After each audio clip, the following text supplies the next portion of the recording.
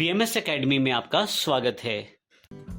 Next programme जो हमारे पास available है वो for loop 2.cpp के रूप में है, जिसमें हमने लूप के अंतर्गत जो काउंटर प्रयोग किया गया है C के रूप में उसको हमने प्रिंट करवाया है। यदि आप यहाँ देखें तो C हमने वेरिएबल लिया है, उसके पश्चात for लूप में इनिशियलाइजेशन पॉइंट में 1, जब तक ये 10 तक नहीं पहुंचता तब तक कार्य हो लूप में, और एक एक जोड़ा जाए इसमें।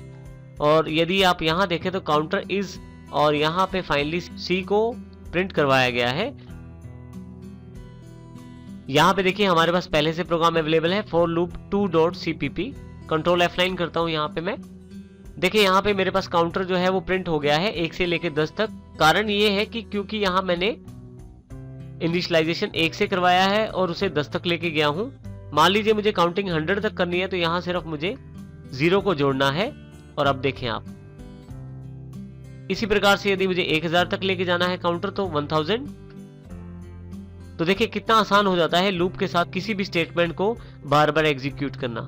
तो इस प्रकार हम for loop 2.cpp का प्रयोग कर सकते हैं। नेक्स्ट प्रोग्राम जो है for loop 3.cpp में हम टेबल बनाना चाहते हैं। इसके लिए हम सबसे पहले यूजर से एक नंबर एंटर करवाएंगे, उस नंबर का हम टेबल बनाकर दिखाएंगे आउटपुट में। इसके लिए देखें हमने यहाँ पे हेडर फाइल्स इंक्लूड की, उसके पश्चात वर्ड मेन ब्लॉक को ओपन किया। यहाँ पे इंटीजर नम और सी दो वेरिएबल लिए हैं।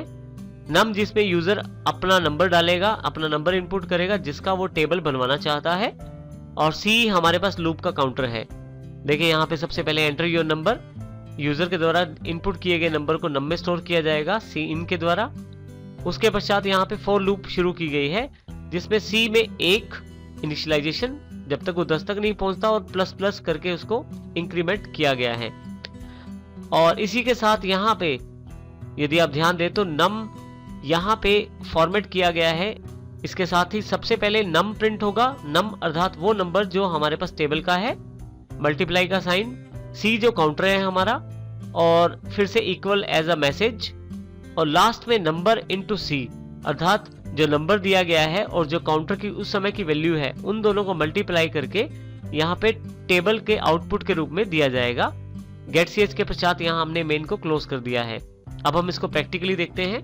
हमारे पास देखें यहाँ पे प्रोग्राम अवेलेबल है। जैसे हमने अभी बात की थी कि हमने सबसे पहले 2 हेडर फाइल्स इंक्लूड की, उसके पश्चात वर्ड मेन ब्लॉक शुरू किया, 2 वेरिएबल्स क्रिएट किए, यूजर से इनपुट प्राप्त करके नम में स्टोर कर दी, और लूप में हमने उस टेबल को दिखाने का काम किया है और साथ में कैलकुलेशन के द्वारा उस टेबल की वैल्यूज को कैलकुलेट किया गया है।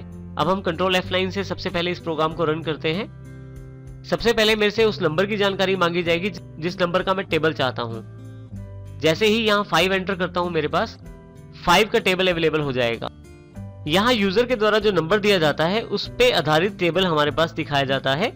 और टेबल बनाने के लिए हमने फॉर लूप का प्रयोग किया है क्योंकि एक ही टास्क को हमने रिपीट करना है परंतु अलग अलग कैलकुलेशन के साथ। इसमें हमने काउंटर को प्रयोग किया है। हर बार काउंटर को जो कि चेंज हो रहा है 1 2 3 4, यहाँ पे जो काउंटर है वो चेंज हो रहा है 10 तक, और जो नंबर है जो यूजर ने एंटर किया है वो चेंज नहीं हो रहा, जो सबसे पहले 5 है, और इनको दोनों को गुना करके आउटपुट दिखाया गया है। इस प्रकार हम इस टेबल का प्रयोग कर सकते हैं। इस प्रकार हम फॉर लूप के इस एग्जांपल को समझ सकते हैं। while 2.cpp के द्वारा हमने उसी प्रोग्राम को दोबारा किया है जो हमने फॉर लूप के द्वारा टेबल प्रिंट करवाने वाला कार्य किया था। देखिए इसमें सबसे पहले हमारे पास दोनों हेडर फाइल्स, फिर word main block open, 2 variables हैं जिनमें हमने एक नम जिसको यूजर के द्वारा एंटर करवाया जाएगा। जिस नंबर का वो टेबल बनाना चाहता है उस नंबर को यहाँ वो यूजर एंटर कर सकता है जिसको सीन के द्वारा नम में स्टोर कर दिया जाएगा। इसके साथ दूसरा वेरिएबल है सी जिसका कार्य काउंटर करना है लूप को, जिसमें वाइल लूप के साथ इसको कंडीशन के रूप में जोड़ा गया है। सी जब तक छोटा है या बराबर नहीं हो जाता 10 के तब तक ये लूप चले। और यहाँ बीच में ब्लॉक के हमने वो टेबल का जो फॉर्मेट है वो डिफाइन किया है जिसमें सबसे पहले नम अर्थात जो नंबर हम देंगे उसको प्रिंट करवाएगा। उसके साथ ये मल्टीप्लाई का साइन डबल कोट्स में है एज अ मैसेज प्रिंट होगा। फिर सी जो हमारे पास यहाँ काउंटर है 1 से लेकर 10 तक प्रिंट होगा, और फाइनली इक्वल का साइन जो है हमारे पास जो मैसेज के रूप में, और लास्ट में इन दोनों का प्रोडक्ट नंबर को सी से गुना किया जाएगा और जो आउटपुट आएगा वो लास्ट में प्रिंट किया जाएगा। इसी के साथ यदि आप देखें तो हमारे पास आइटरेटिव पार्ट भी यहाँ शामिल है C++ के रूप में। हम यहाँ C में हर बार 1 जोड़कर आगे बढ़ना चाहते हैं। यहाँ वाइल लूप के ब्लॉक को खत्म किया गया है, गेट ch, और फाइनली वर्ड मेन फंक्शन को यहाँ खत्म कर दिया गया है।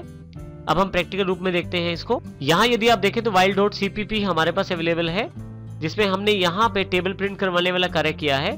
जो फर्क है हमारे पास फॉर लूप और इस प्रोग्राम में, वो यहाँ पे हमने यहाँ इनिशियलाइजेशन पॉइंट ऊपर c इक्वल टू 1 के रूप में डिक्लेयर किया है, और यहाँ पे हमने कंडीशन पॉइंट वाइल के राउंडेड ब्रैकेट्स में, वाइल के ब्लॉक में हमने आइटरेटिव पार्ट अर्थात इंक्रीमेंट पार्ट शामिल किया है यहाँ पे। अब हम इसको प्रिंट करवाते हैं कंट्रोल F9 से। जैसे आप कंट्रोल F9 करते हैं, सबसे पहले आपसे नंबर की जानकारी मांगी जाती है जो टेबल आप बनाना चाहते हैं। मैं 5 एंटर कर देता हूं। देखिए मेरे पास 5 का टेबल तैयार हो गया है। इस प्रकार मैं वाइल लूप का प्रयोग कर सकता हूं। ये बिल्कुल सेम एग्जांपल है ये बिल्कुल सेम आउटपुट है जो फॉर लूप के समय हमें प्राप्त हुई थी। फर्क सिर्फ इतना है कि वो हमने फॉर लूप के साथ प्रयोग किया है और ये हमने वाइल लूप के साथ टेबल को बनाया है।